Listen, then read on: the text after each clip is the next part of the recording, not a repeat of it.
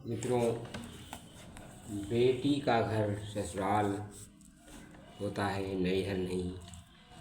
एक पिता के 3 पुत्र थे, तीनों थे आज्ञाकारी।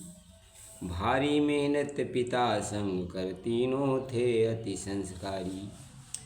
दोनों बड़े पुत्र आपस में एक बिजनेस को करते थे।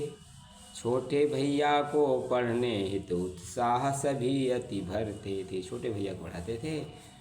छोटा भैया मेहनत करके अध्यापक का पद पाया था। शादी करके पावन लड़की अपने घर को में लाया था। जेठी बहू, परंतु क्या होता है, जेठी बहुएं इस काम करें वो हरदम बैठी रहती थी। उसकी माँ ने पढ़ा दिया था। बैठे बैठे वो सदैव आदेश स्वयं वो करती थी। मेरे पति के पैसे से ही घर का खर्चा चलता है। अभिमान भरा उसकी माँ ने बस चंचल मन उसका रहता था।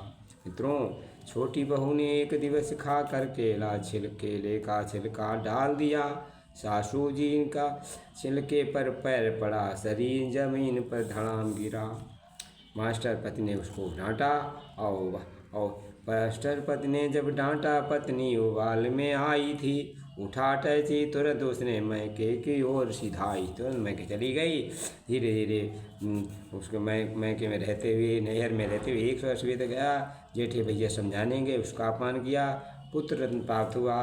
पूरा परिवार बधाई लेकर पहुंचा, उनको भी अपमान करके लौटा दिया। परंतु मानुष बलीन होते समय होत बलवान। नैहर में भाई की शादी हुई, भाभी घर आई। पीहर में भाभी जब घर आई, भारी खुशी मनाई थी। धीरे धीरे प्यारे मित्रों घनघोर घटा घिर आई थी।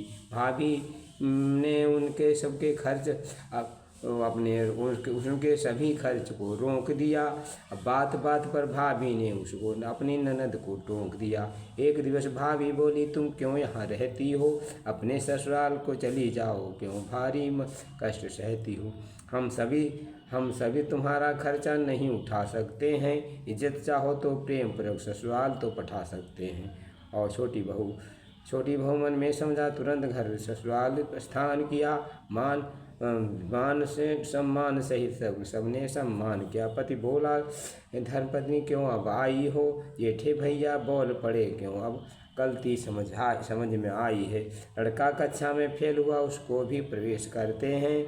दिन दिन दूनी मेहनत कर उसका उत्साह बढ़ते हैं। गलती बहू ने कर दी, भैया मेरे ललाम। प्रेम से दोनों रहो, बोलो जय श्री राम। धन्यवाद।